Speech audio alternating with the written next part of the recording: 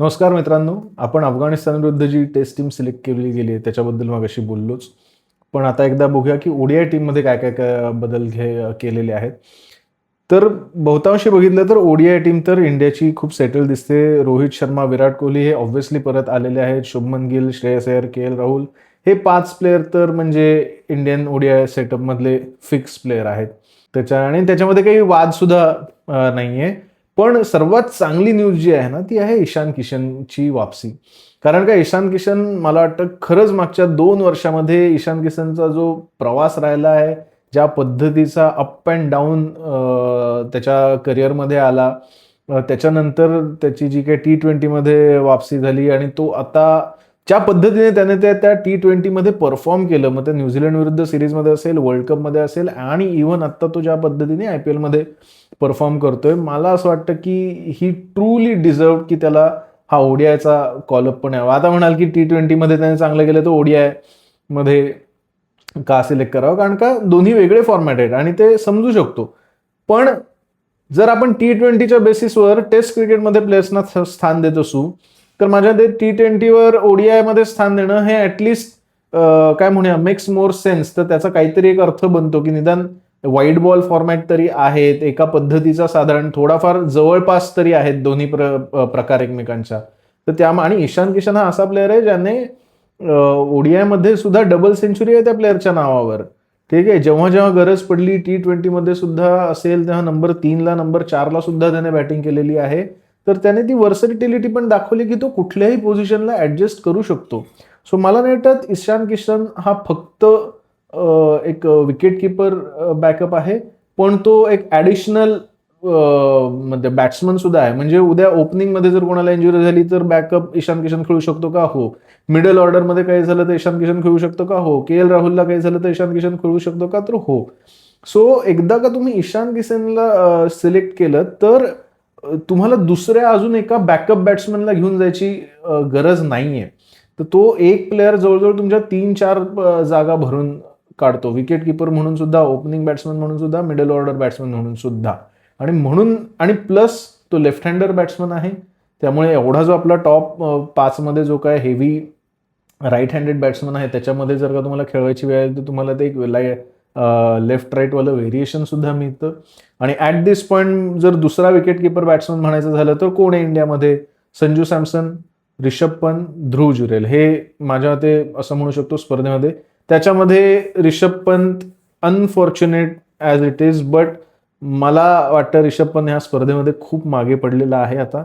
खास करून त्याचे व्हाईट बॉलमध्ये ज्या पद्धतीचे परफॉर्मन्स राहिलेले आहेत, लोकांना असं वाटत नाही नाही ओडीआयमध्ये खूप चांगलं गेले नाही. त्याचं ओडीआयचं ॲव्हरेज सुद्धा at the end of the day 30चं वगैरे आहे, 32 का 33चं वगैरे ॲव्हरेज आहे रिषभ पंतचं. त्याने ती एक सेंचुरी मारली होती इंग्लंड विरुद्ध, ज्याच्यानंतर तो एक इंजुरीमुळे 1.5-2 वर्ष बाहेर राहिला. पण ती सेंचुरी वगळता रिषभ पंतचं ओडीआयचं रेकॉर्ड सुद्धा काही फार खास नाहीये. आणि ही काही LSD नव्हे की रिषभ पंतची बॅटिंग पोझिशन फिगर आउट करेपर्यंत आम्ही आपले एक्सपेरिमेंट चालू ठेवू की नाही मग त्याला ओपनिंगला खेळून बघा, त्याला 6ला खेळून बघा. हे टीम इंडियामध्ये होणाऱ्यातलं प्रकरण नाहीये. सो रिषभ पंत या स्पर्धेमध्ये खूप मागे. त्याच्या पुढे तर मी तर ध्रुव जुरेलला ठेवेन. पण त्याने सुद्धा म्हणजे ईशान किशनचा जो परफॉर्मन्स राहिला आहे ते बघता मला नाही वाटत दुसऱ्या कुठल्या प्लेअरची जागा आहे. एखाद्याला असं वाटू शकतं की संजू सॅमसन ला सुद्धा कदाचित ओडीआय कॉलअप द्यायला म्हणजे हवा होता. पण मी माझ्या मते तरी Ishan Kishan is a right choice. Sanju सॅमसनने चांगलं केलंय T20मध्ये, तो चांगलं करतोय, सगळं मान्य आहे. But Ishan Kishan is just playing like on another level. त्यामुळे ईशान किशनसाठी ही खूप चांगली गोष्ट आहे. त्याच्यानंतर Hardik Pandya subject to fitness just like Rohit Sharma. पण असं वाटतं की तोपर्यंत तो फिट व्हावा. त्यामुळे हार्दिक पंड्या आणि नितीश कुमार रेड्डी हे तुमचे पेस बॉलिंग ऑलराऊंडर्स आहेत. इंडिया एका म्हणजे म्हणूया नितीश कुमार रेड्डीच्या टेस्ट सिलेक्शनला घेऊन मी जितका डिसअपॉइंटेड आहे तितकंच मला त्याचं व्हाईट बॉलमधलं सिलेक्शन ठीक वाटतंय. ठीक, ग्रेट नाही म्हणणार. आणि का ते तुम्हाला नंतर जेव्हा आपण प्लेइंग 11 बनवू ना तेव्हा तुम्हाला कळेल. आणि त्याच्यानंतर वॉशिंग्टन सुंदरने सुद्धा वॉशिंग्टन सुंदर हा असा एक प्लेअर आहे ज्याला ज्या फॉर्मॅटमध्ये चान्स मिळालाय ना त्याने त्या फॉर्मॅटमध्ये चांगलं परफॉर्म करून दाखवलंय, इम्पॅक्ट करून दाखवलंय. त्याच्याबद्दल हा प्रश्न काय उभा राहतो, की अगेन जसं नितीश कुमार रेड्डी आहे तसंच, की इज ही अ बॅट्समन जो बॉलिंग करू शकतो, का तो बॉलर आहे जो थोडीफार बॅटिंग करू शकतो? म्हणजे कुठल्या बेसिसवर तो या टीममध्ये आहे? का तो एक आता तुम्ही त्याला प्युअर ऑलराऊंडर म्हणून बघताय? तर ते थोडंसं कन्फ्युजन राहतं. ती रोल क्लॅरिटी माझ्या मते टीम मॅनेजमेंटलाही असणं गरजेचं आहे, की जेव्हा आम्ही नितीश कुमार रेड्डी आणि वॉशिंग्टन सुंदर सारख्या प्लेयर्सना सिलेक्ट करतोय, आम्ही त्यांच्याकडनं एक्झॅक्टली काय एक्सपेक्ट करतोय? हे त्या प्लेयर्सना सांगणं सुद्धा गरजेचं आहे आणि ती क्लॅरिटी तुम्हाला स्वतःला सुद्धा असणं गरजेचं आहे. जशी ती क्लॅरिटी जीटीला होती किंवा SRHला आहे, की आम्हाला T20मध्ये 30 रन हव्यात नितीश कुमार रेड्डीकडनं 150-200च्या स्ट्राईक रेटने आणि आम्हाला त्याच्याकडनं 1 किंवा 2 ओव्हर्स हव्यात. आम्हाला वॉशिंग्टन सुंदरकडनं मिडल ओव्हर्समध्ये कन्सॉलिडेशन हवंय आणि जेव्हा गरज पडेल तेव्हा आम्ही त्याला टॅक्टिकल मॅचअप म्हणून त्याचा बॉलिंगचा वापर करू. ही क्लॅरिटी दोन्ही टीम्स नव्हती, दोन्ही प्लेयर्स नव्हती, त्यांनी चांगलं करून दाखवलंय. ती क्लॅरिटी ह्या टीमच्या सक्सेससाठी त्या प्लेयर्सना देणं खूप गरजेचं आहे. त्याच्यानंतर परत ऑब्व्हियस नाव आहेत कुलदीप यादव, अर्शदीप सिंग, प्रसिद्ध कृष्णा. अर्शदीप सिंग फारसं ODI क्रिकेट खेळला नाहीये. हर्षदीपचा सध्याचा फॉर्म बघता T20चा मला असं खरं वाटतंय की त्याला सुद्धा कुठेतरी ब्रेकची गरज आहे का, कारण का हर्षदीप सिंग सुद्धा खूप काळ झाला लगातार मॅचेस खेळतोय. त्यामुळे त्याला सुद्धा कदाचित रेस्ट द्यायची गरज आहे का? मला तरी वाटतं हो, कारण का आता ते क्लिअरली दिसायला लागलं की तो येऊन फक्त पंजाबसाठी सुद्धा नुसती बॉलिंग टाकतोय. तो ते वाईडवर वाईड तो 11-11 बॉलच्या ओव्हर टाकल्यात त्याने आणि त्याचा तो जोर कुठेतरी आता कमी पडतोय. ODIमध्ये तर 10-10 ओव्हर टाकताना तर माझ्या मते अगदी त्याचा कस लागू शकतो. त्याच्यानंतर एक खूप चांगलं सिलेक्शन मला जे वाटतं ते आहे प्रिन्स यादवचं, की ज्याने ह्या IPLमध्ये खूप चांगल्या पद्धतीने परफॉर्म केले आणि ती विराट कोहलीची विकेट जी होती ना, आय एम शुअर की that was the ball of a tournament. ती कमाल विकेट होती आणि एखाद्या प्लेअरची बॉलिंग बघून तुम्हाला कळतं की ज्या पद्धतीचे यॉर्कर्स त्याच्याकडे आहे, ज्या पद्धतीचा त्याचा बॉल पिचवर पडून ज्या पद्धतीने थोडासा सीम होतो, लेंथवर पडून थोडासा हलतो, तर हे सगळे स्किल्स त्याने दाखवलेत. यॉर्कर चांगला आहे आणि बॉल ना थोडासा आपल्याला जितकं वाटतं त्याच्यापेक्षा फास्ट येतो. त्यामुळे आपण शॉर्ट पिच बॉल्सवर पण सुद्धा प्लेयर्सना आउट होताना पाहिलंय. मागचे काही मॅचेस त्याच्यासाठी खराब राहिले आहेत, बट तरी चांगलं सिलेक्शन म्हणता येईल. आणि त्याच्यानंतर गुरनूर ब्रारचं मी म्हटलं तसं, मी टेस्ट सिलेक्शनबद्दल जसं बोललो तसं, की आता ते बघितल्यावरच कळेल. त्याच्या बाबतीत उगाच फार ठोकताळे बांधण्यात अर्थ नाही. त्याचा एक ॲव्हरेज परफॉर्मन्स राहिलेला आहे.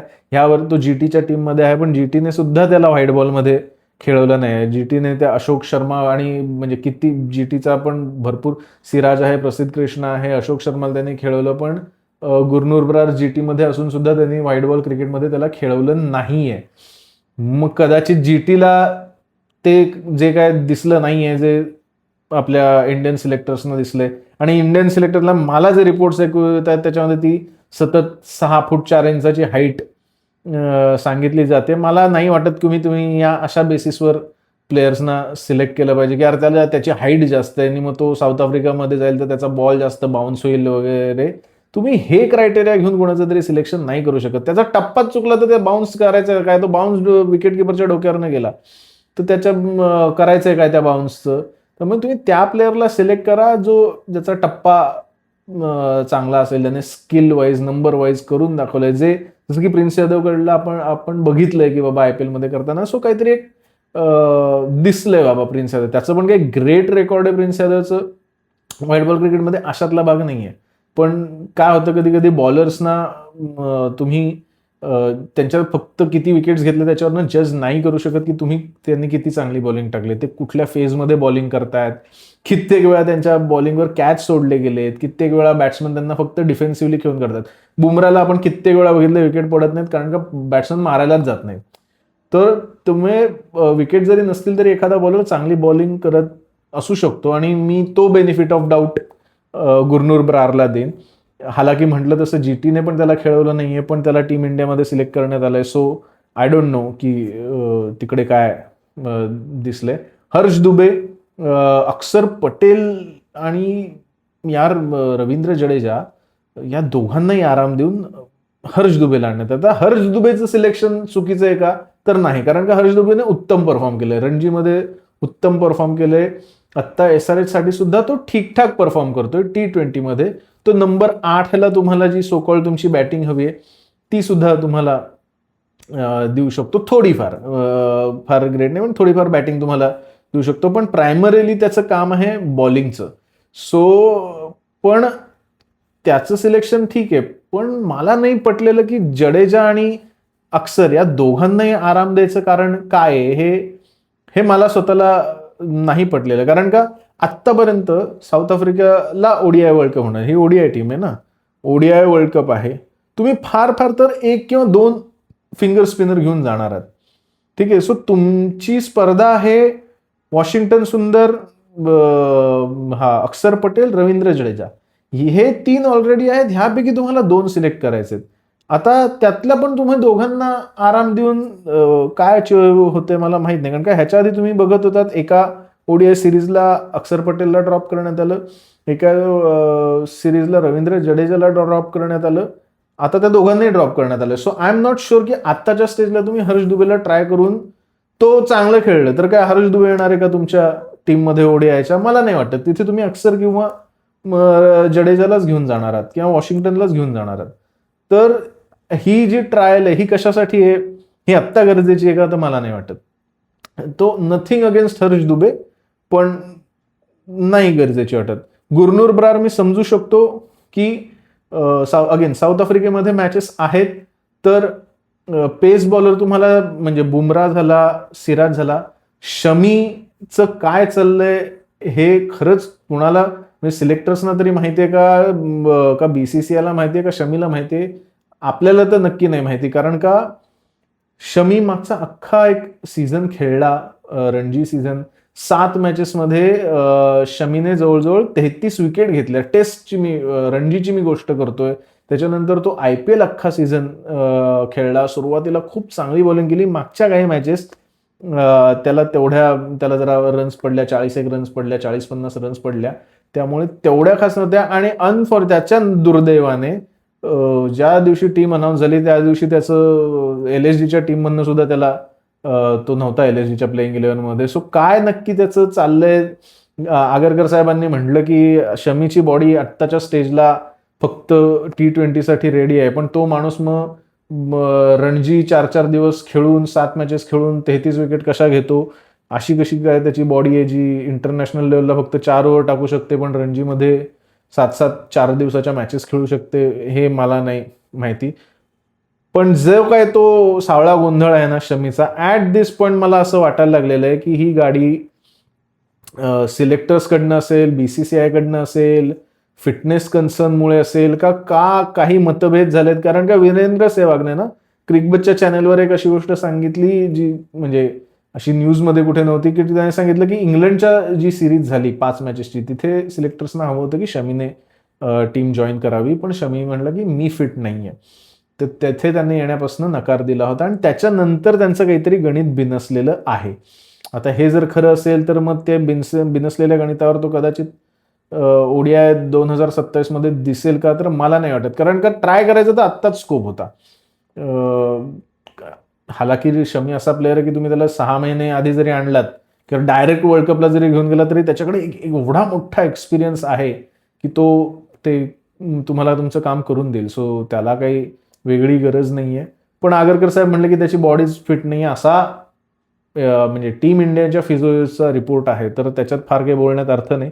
पण त्यामुळे बॉलिंगमध्ये प्रिन्स यादव, गुरनूर ब्रार यांना ट्राय केलं जातंय, ही खूप चांगली गोष्ट आहे. सिराजला जसा इथे आराम दिलाय तसाच मला वाटत होतं की सिराजला तुम्ही टेस्टमधनं सुद्धा आराम दिला असता तरी हरकत नव्हती. इथे तुम्ही प्रसिद्ध कृष्णाला आणि अर्शदीपला ट्राय करू शकता. तर एकदा प्लेइंग 11 काय बनेल ते बघूया. म्हणजे आपल्याला ना इंडियाचा ना ODIचा सुद्धा ना रिसेंट टाइम मधला ना फॉर्म काही खूप खास नाही राहिलाय. तर मला वाटतं की ही जी टीम आहे ना हे सगळे प्लेयर इंडिव्हिज्युअली तरी तुम्हाला चांगले दिसतात, पण जेव्हा तुम्ही प्लेइंग 11 बनवता ना तेव्हा तुम्हाला कुठेतरी थोडंसं जाणवायला लागतं की अरे काहीतरी मिसिंग आहे. काहीतरी बॅलन्स नाही बसत, कुठला तरी बॅलन्स बनवायला कुठला तरी बॅलन्स बिघडला जातोय. तर एकदा प्लेइंग 11 बघूया. तर माझ्या ते तुमचे ओपनर आहेत शुभमन गिल, रोहित शर्मा, 3 नंबरला आहे विराट कोहली, 4 नंबरला आहे श्रेयस अय्यर, 5 नंबरला आहे के.एल. राहुल.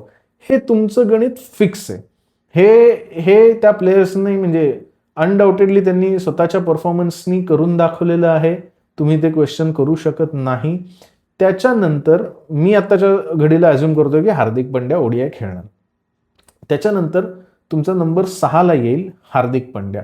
आता ही ओडीआय टीम आहे, इंडियामध्ये मॅचेस होत आहेत, तरी साधारण काय म्हणूया साऊथ आफ्रिकेमध्ये खेळली जाईल अशा पद्धतीने टीम कॉम्बिनेशनचा मी विचार करतोय माझ्या त्या, कारण का तुम्ही त्याचीच तयारी करताय ना, त्या कारणासाठीच तुम्ही गुरनूर बरारला सिलेक्ट केला. आणि मग ते जर तुम्ही केलंय तर मग 3-3 स्पिनर खेळवू नका उगाच, कारण का तिकडे जाऊन तुम्ही 3 स्पिनर खेळवणार नाही तर इकडेही नका खेळू. मॅच सुद्धा अफगाणिस्तान विरुद्ध आहे. सो साऊथ आफ्रिकेमध्ये काय टीम असेल, ह्या पद्धतीने काय कॉम्बिनेशन असेल रादर, या पद्धतीनेच विचार करतोय. सो 6 नंबरवर झाला तुमचा हार्दिक पंड्या, 7 नंबरवर झाला तुमचा नितीश कुमार रेड्डी आणि 8 नंबरवर झाला तुमचा वॉशिंग्टन सुंदर. हे माझ्या मते तुमचे 6, 7, 8 प्लेयर आहेत. आणि एक्झॅक्टली इथे मला या टीमच्या कॉम्बिनेशनबद्दल किंवा थोडासा टीमच्या बॅलन्सबद्दल थोडा प्रॉब्लेम वाटतो. कारण हार्दिक पंड्याने सगळं चांगलं केलंय का? केलंय. त्याचं ॲव्हरेज काय? हार्दिक पंड्याचं ओडीआयमध्ये ॲव्हरेज आहे 32. ठीक आहे. नितीश कुमार रेड्डीचं तर तेवढंही ॲव्हरेज नाही, पण ते जज करण्यात काही अर्थ नाही, कारण का नितीश कुमार आत्ता जस्ट म्हणजे येतोय त्यामुळे. पण हार्दिक पंड्या आणि नितीश कुमार रेड्डी नंबर 6 आणि 7 याच्यामध्ये मला तो कॉन्फिडन्स मिळतो का, जो इंडियाची जी एक बेस्ट टीम होती ज्याच्यामध्ये नंबर 6ला महेंद्रसिंग धोनी आणि नंबर 7ला सुरेश रैना खेळायचे, तो कॉन्फिडन्स मिळतो का? तर नाही. म्हणजे उद्या जर ही टीम 100वर जर का ह्या टीमच्या 4 विकेट पडल्या असतील तर तिथून ही टीम 300 पर्यंत जाऊ शकते का, जशी पूर्वी ती करायची? कारण का तुम्हाला धोनी ते करून द्यायचा, सुरेश रैना ते करून द्यायचा, त्यांच्या जोडीला तुमच्याकडे असे काही बॉलर होते जे थोडाफार काय म्हणूया लप्पे मारायचे म्हणा, तो मुकेश कुमार असेल किंवा आपला हरभजन सिंग असेल किंवा झहीर खान असेल फॉर दॅट मॅटर, की ते असे लप्पे मारायचे, स्ट्राईक रोटेट करायचे असे ते बॉलर होते. पण 100वरनं 4 पासून 300 पर्यंत जाताना आपण पाहिलंय टीमला, तर हो काही वेळा पाहिलंय, असंख्य वेळा पाहिलंय. केदार जाधवने ते धोनीसोबत करून दिलंय, रैनाने धोनीसोबत काही वेळा करून दिलंय. धोनी आणि जडेजा या जोडीमध्ये सुद्धा तो कॉन्फिडन्स होता, ते त्यांनी ते करून दिलेलं आहे. तो कॉन्फिडन्स हार्दिक पंड्याने नितीश कुमार रेड्डीवर आहे का? नाही, माझा तरी नाहीये. आणि तिथे कुठेतरी मला वाटतं की ही इतकी टॉप 5 हेवी टीम आहे ना, की आपले जे प्रॉब्लेम्स 2019च्या वर्ल्ड कपमध्ये आले, 2023च्या वर्ल्ड कपमध्ये कुठेतरी आला, की ते पहिले 3-4 जर समजा ढासळले, त्याच्यानंतर ना मग आपली टीम फापलते, की तो कॉन्फिडन्स नाही राहत की इथून आपण अटॅकिंगली 300वर कसं जायचं. तो कॉन्फिडन्स तुमच्या 6 आणि 7 मध्ये तुम्हाला नसल्यामुळे तुम्हाला नंबर 8ला सुद्धा असं वाटतं की नाही, मला नंबर 8ला सुद्धा असा बॉलर पाहिजे जो बॅटिंग करू शकतो. म्हणून मग तुम्ही वॉशिंग्टन सुंदर, हर्ष दुबे, अक्षर पटेल यासारख्या प्लेयर्सना तुम्हाला सिलेक्ट करावं लागतं, किंवा तुम्ही करता म्हणा, की तुम्हाला ऑन पेपर तर ती बॅटिंग दिसते की बघा नंबर 8 पर्यंत माझी आहे. तुम्हाला ऑन पेपर तुमची बॉलिंग सुद्धा दिसते की माझ्याकडे 6 बॉलिंग ऑप्शन्स आहेत. पण त्यातले बॉलर म्हणून, विकेट टेकिंग बॉलर म्हणून हार्दिक पंड्या, नितीश कुमार रेड्डी आणि वॉशिंग्टन सुंदर हे कितपत इफेक्टिव्ह आहेत, खास करून ओडीआय मध्ये मी म्हणतोय कितपत इफेक्टिव्ह आहेत. T20 मध्ये काही वेळा बॅट्समन तुमच्या मागे पडलेले असतात तेव्हा तुम्ही विकेट काढून जाता, पण टेस्ट किंवा ओडीआय मध्ये जिथे बॉलर्सना विकेट काढायला लागतात अशा सिच्युएशनमध्ये हे 3 बॉलर म्हणून कितपत इफेक्टिव्ह आहेत मला नाही माहिती. ते कोटा भरू शकतात का बॉलिंगचा? नक्की. त्यातल्या त्यात हार्दिक पंड्या मला असं वाटतं की त्यांच्यातला सर्वात इफेक्टिव्ह बॉलर आहे. आणि इथे कुठेतरी मला वाटतं ह्या टीमचा बॅलन्स बिघडतो. आणि हे बिघडण्याच्या मागचं कारण हे 3 प्लेयर नाहीये, तर त्याचं कारण हे सुद्धा आहे की कुठेतरी तुमचे जे पहिले 5 प्लेयर आहेत ना, ते तुम्हाला कुठल्याही पद्धतीची बॉलिंग नाही देत, ते तुम्हाला कुठल्याही पद्धतीचं कॉन्ट्रीब्युशन नाही देत त्यांच्या बॉलिंगमधनं. 0 ओव्हर मिळतात तुम्हाला तुमच्या पहिल्या 5 प्लेयर्सकडनं. अजूनही बाकीच्या टीम्सकडे बघायला गेलं तर साऊथ आफ्रिकेकडे एडन मार्क्रम आहे, न्यूझीलंडमध्ये ग्लेन फिलिप्स आहे, ऑस्ट्रेलिया ह्याच्या मॅक्सवेलकडनं ओव्हर्स काढून घेते. असे बॅट्समन जे बॉलिंग करू शकतात असे प्लेयर्स आहेत. इंडियामध्ये आत्ताच्या घडीला असा कुठलाही प्लेअर नाही, असा कुठलाही बॅट्समन नाही जो बॉलिंग करून देतो तुम्हाला, की जो टीममध्ये याच्यासाठी आहे की तो बॅटिंग करू शकतो, त्याने बॅटिंगने मॅच जिंकणं अपेक्षित आहे, पण तो तुम्हाला 3-4 ओव्हरची एक सहूलियत देतो, मुभा देतो, असा एकही अनफॉर्च्युनेटली त्या पहिल्या टॉप 5 मध्ये तुमच्याकडे बॅट्समन नाहीये. त्यांनी त्यांच्या बॅटिंगने चोख काम केलंय का? हो, 100%. पण त्यांनी त्याच्या सोबत ते काम जे सचिन तेंडुलकर, सुरेश रैना, वीरेंद्र सहवाग, युवराज सिंग हे प्लेअर करून द्यायचे ते करतायत का? तर नाही. युवराज सिंग बॅट्समन म्हणूनच होता, पण तो बॉलिंग म्हणून जे करून देत होता ना, त्याने खूप जास्त फायदा होता होता टीमला. ते 3-4 प्लेयर तुम्हाला जवळजवळ 10 ओव्हर काढून द्यायचे, म्हणून तुम्हाला शक्य होतं की नंबर 6 आणि नंबर 7 ला धोनी आणि सुरेश रैनाला खेळवणं. रैना स्वतः 3-4 ओव्हर टाकायचा. युवराज सिंगने तर अख्खा एक वर्ल्ड कप पूर्ण 10-10 ओव्हर बॉलिंग केले आणि ॲज अ ऑलराऊंडर आपल्याला जिंकून दिलेला आहे.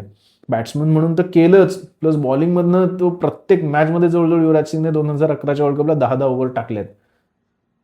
ते बॅट्समन बॉलिंग करून द्यायचे, म्हणून तुमच्याकडे नंबर 6-7 पर्यंत बॅटिंगमध्ये ती क्वालिटी होती जी आता तुम्ही ठेवू नाही शकत. कारण का आता तुम्हाला नंबर 6 ला विचार करायला लागतो की तिथे मला असा प्लेअर खेळवायला हवा जो बॅटिंगही करून देईल, जो बॉलिंगही करून देईल. हार्दिक पांड्या उद्या जर का म्हणलं की प्युअरली ॲज अ बॅट्समन ह्या टीममध्ये बसू शकतो का? कदाचित काही जण म्हणतील की हो, तेवढं करतोय जितकं एखाद्या बॅट्समनला म्हणजे बॅट्समनकडनं अपेक्षित आहे नंबर 6-7च्या.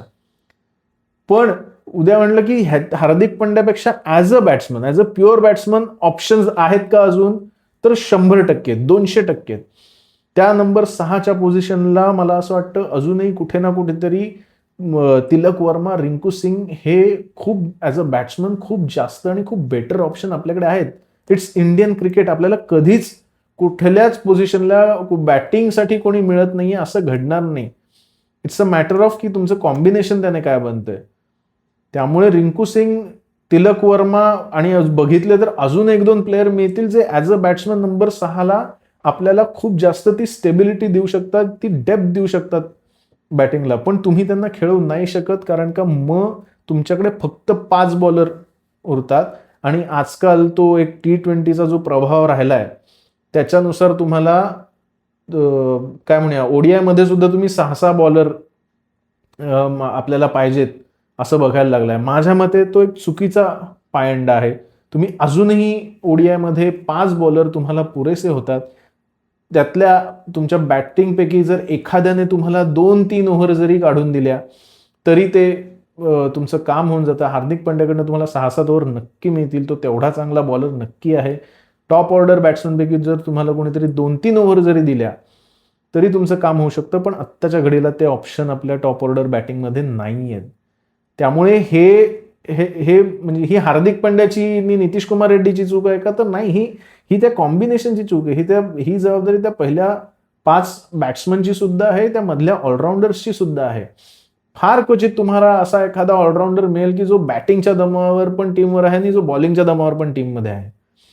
आत्ता हार्दिक पांड्या दोन्ही पद्धतीने कॉन्ट्रीब्यूट करतो म्हणून तो टीममध्ये आहे. उद्या जर का तो फक्त बॅट्समन म्हणून टीममध्ये राहायला लागला ना तर एक सिरीज जाईल आणि त्याच्याबरोबर आपण प्रश्न विचारायला लागू की ह्याची बॅटिंग खरंच तितकी चांगली आहे का जितकी एक ॲज अ बॅट्समन म्हणून आपल्या ओडीआय टीममध्ये असू शकते, बसू शकतो तो. तर तिथे कुठे ना कुठेतरी तुमची मजबुरी आहे की तुम्हाला त्या 6-7-8 मध्ये तुम्हाला ते ऑलराऊंडर्स खेळवणं. कारण का जसे बॅट्समन तुमचे बॉलिंग करत नाहीत तसे तुमचे बॉलर सुद्धा अजिबात बॅटिंग करत नाही. म्हणजे आत्ताचा स्क्वॉड जाऊ दे, पण सिराज, बुमराह हे म्हणजे चाहल एकेकाळी होता किंवा इव्हन कुलदीपने जीव काढून मारलेला बॉल 38 सर्कल पर्यंत जातो. सिराजला तर तो प्रत्येक बॉल 6 मारतो त्याच्या मनात. बुमराचा कनेक्ट झाला तर झाला, सिराजचाही कनेक्ट झाला तर झाला. तो म्हणजे त्याचा काही भरोसा नाही. पूर्वी मला आठवतं हरभजन सिंग सारख्या माणसाने शोएब अख्तरला 6 मारलेला आहे. श्रीशांतने त्या आंद्रे नेलला 6 मारला होता. हरभजन सिंगने कित्येक मॅचेसमध्ये असे त्या शेवटच्या 2-3 ओव्हरमध्ये येऊन 1-2 आडवे तिडवे ओढलेले आहेत, पण तो कधीच ते थोडेफार मारू शकतो म्हणून टीममध्ये नव्हता.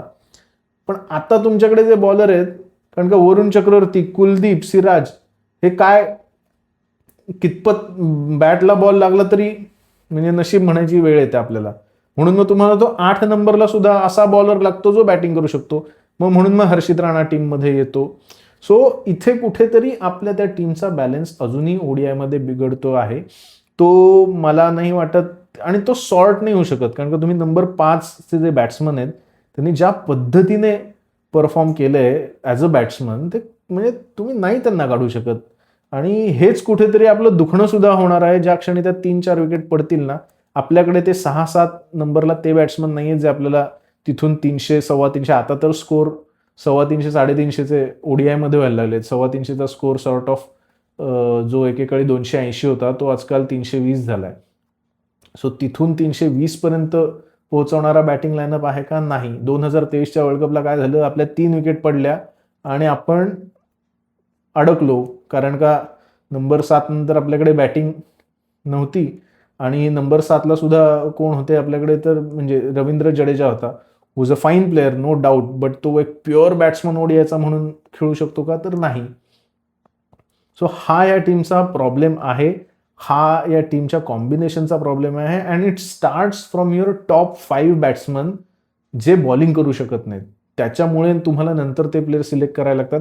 म्हणून हार्दिक पंड्याला तुम्हाला नंबर 6ला खेळवायला लागते. उद्या जर तिलक वर्मा जर नंबर 6ला असेल ना, तर जी एक केदार जाधवने सेंचुरी स्कोर केल्यात नंबर 6च्या पोझिशनपासून, महेंद्रसिंग धोनीने नंबर 6च्या पोझिशनपासून सेंचुरी स्कोर केलेल्या आहेत मागच्या 7 वर्षात. म्हणजे धोनी रिटायर झाल्यापासून, मागच्या 10 वर्षात ओडीआय क्रिकेटमध्ये नंबर 6 या पोझिशनवरनं एकाही इंडियन बॅट्समनने सेंचुरी स्कोर केलेली नाही.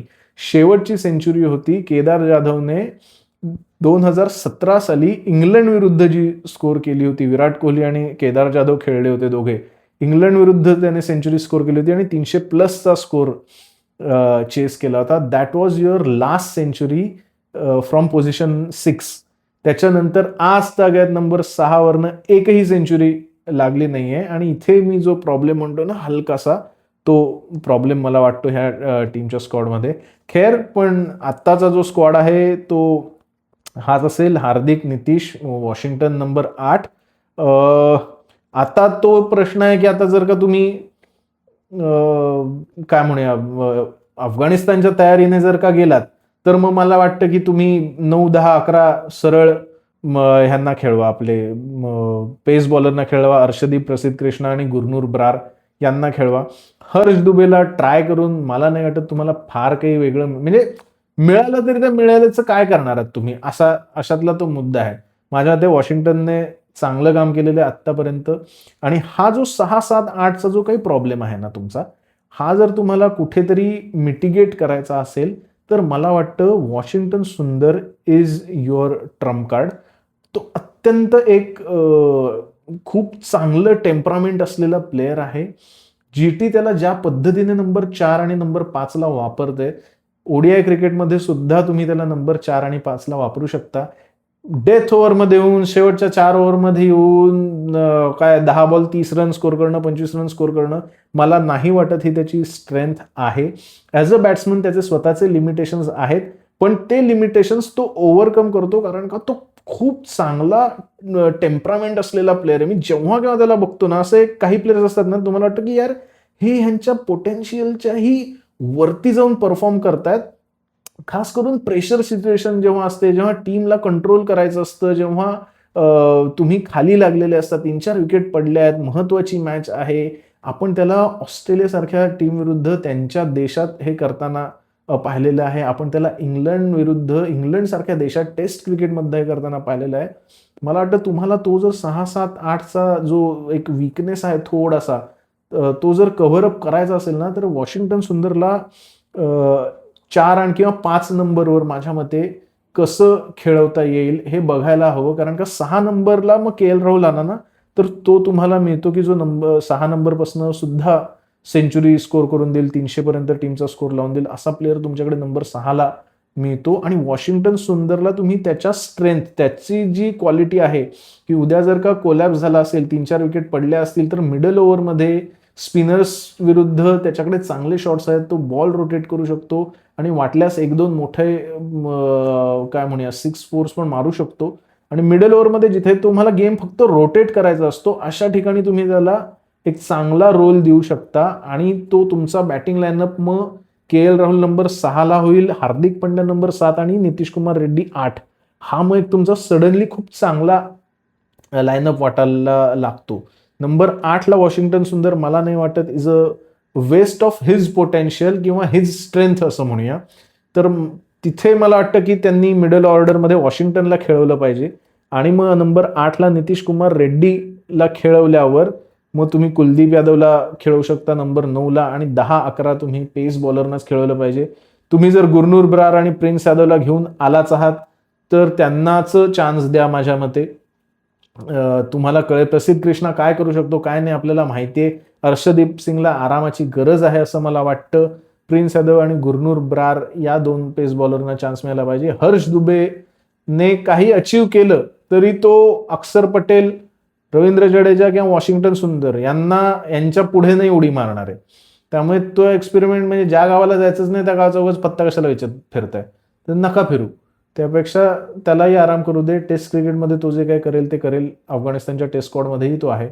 सो माझंही प्लेइंग 11 मी पुन्हा एकदा सांगतो: शुभमन गिल, रोहित शर्मा, विराट कोहली, श्रेयस अय्यर, वॉशिंग्टन सुंदर, के.एल. राहुल, हार्दिक पांड्या, नितीश कुमार रेड्डी, कुलदीप यादव आणि गुरनूर ब्रार आणि प्रिन्स यादव. तुम्हाला काय वाटतं या टीममध्ये कुठल्या इतर प्लेअरला जागा मिळायला हवी होती किंवा कुठल्या प्लेअरला जागा मिळण्याची गरज नव्हती? तुमची प्लेइंग 11 काय असणार आहे याबद्दल मला जरूर कमेंट सेक्शनमध्ये कळवा आणि चॅनलला सुद्धा सबस्क्राईब करा. थँक्यू.